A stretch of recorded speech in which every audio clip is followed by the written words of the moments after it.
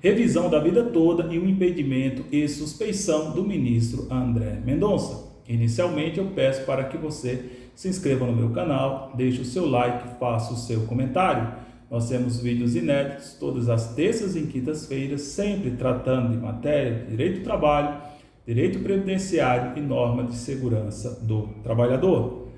Hoje nós vamos dar continuidade aos vídeos que estamos a tratar sobre a revisão da vida toda. Não queremos que esse assunto morra, não queremos que essa matéria, essa pauta saia do noticiário. Por isso é importante que você compartilhe esse vídeo. Você é aposentado, você é pensionista, não deixe esse assunto morrer. A revisão da vida toda é uma tese jurídica que encontra-se perante o Supremo Tribunal Federal no sentido de possibilitar a inclusão de contribuições anteriores a 94 no cálculo da aposentadoria, no cálculo da renda mensal inicial. Tese essa que foi vitoriosa em favor dos aposentados em plenário virtual no STF, por 6 votos a 5. Mas você sabe, você que vem nos acompanhando, que o ministro Nunes Marques apresentou uma questão de destaque após o julgamento, após todos os ministros apresentarem os seus votos, no sentido de interromper esse julgamento para que seja retomado em plenário presencial ou físico, o que tem trazido inúmeras preocupações para os aposentados e pensionistas, o que tem também trazido dano irreparável a muitos aposentados e pensionistas por conta da decadência. Se o Supremo, no final desse julgamento, não modular os efeitos da decadência, ou seja, decadência é aquele prazo de 10 anos para você requerer qualquer alteração, qualquer revisão de benefício, inúmeros aposentados e pensionistas serão prejudicados. Para você ter um dado, nos meses de abril e maio, pelo menos 250 mil aposentados perderão o direito de entrar com um pedido de revisão, porque se completa 10 anos da aposentadoria. Então, esperamos que o Supremo decida essa questão em definitivo o quanto antes e também module os efeitos, porque se assim não fizer, vai retirar o direito de inúmeros segurados, o que é totalmente injusto e danoso para essas pessoas. Então, com o julgamento que foi interrompido no plenário virtual e agora será decidido, não sabemos quando, em plenário físico ou presencial, ao menos 2 questões têm preocupado muito os aposentados e pensionistas do Brasil de uma forma geral. Quais são essas questões? A primeira é que se discute a possibilidade de o STF, de o Supremo, desprezar o voto do ministro Marco Aurélio de Mello, que foi o ministro relator desse processo, que foi o ministro primeiro a votar e votou em favor da tese da vida toda, ou seja, em favor dos aposentados e pensionistas. Eu particularmente entendo que não será possível desprezar o voto de Sua Excelência do ministro Marco Aurélio de Mello, porque quando ele assim o fez, ele fez investido de jurisdição e poder, porque ele ainda não tinha se aposentado. Sendo assim, não poderá o Supremo agora desprezar o voto do ministro Marco Aurélio de Mello. Se assim fizer, estará a violar diversos preceitos de ordem constitucional.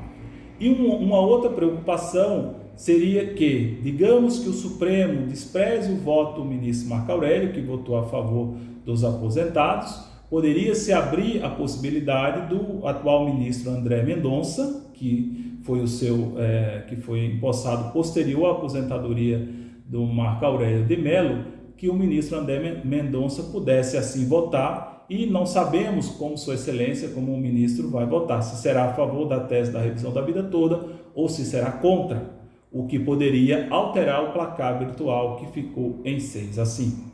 Contudo, de uma forma simples e rápida, entendo que o ministro André Mendonça, com todo respeito à sua cultura e notável saber jurídico, de acordo com a lei que nós temos em vigor no nosso país atualmente, ele encontra-se impedido e suspeito para proferir voto nesse processo. E acredito que ele assim vai declarar no momento oportuno, ou então o colegiado certamente deliberará nesse sentido.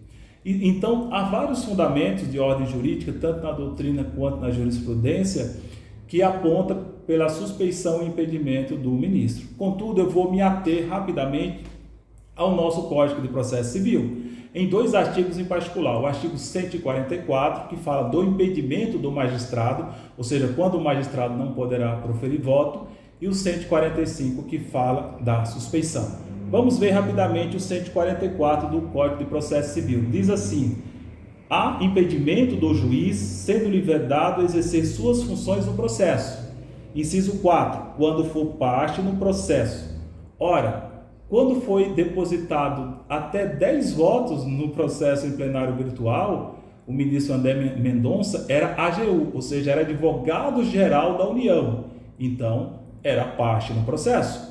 O próprio ministro, atual ministro da AGU, disse, verbalizou que o INSS é cliente da AGU. Então, não há o que se discutir, não há nenhuma dúvida que o INSS, que o ministro André Mendonça, enquanto AGU, ele foi parte no processo. Ou seja, estava praticamente todos os ministros haviam votado, 10 votos haviam sido depositados, enquanto André Mendonça era advogado-geral da União.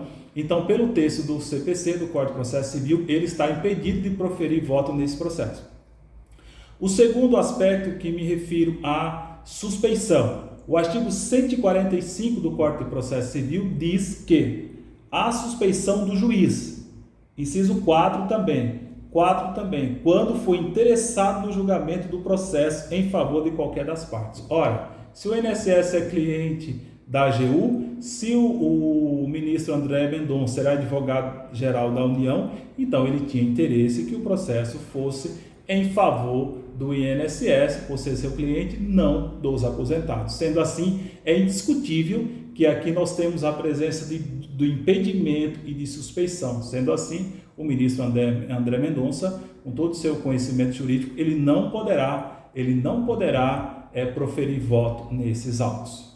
Sendo assim, entendemos que se o ministro presidente do STF não der esse julgamento por encerrado, vai agendar um novo julgamento em plenário físico ou presencial. Contudo, não poderá desprezar o voto do ministro relator Marco Aurélio de Mello, e também o ministro André Mendonça estará impedido e suspeito para proferir voto.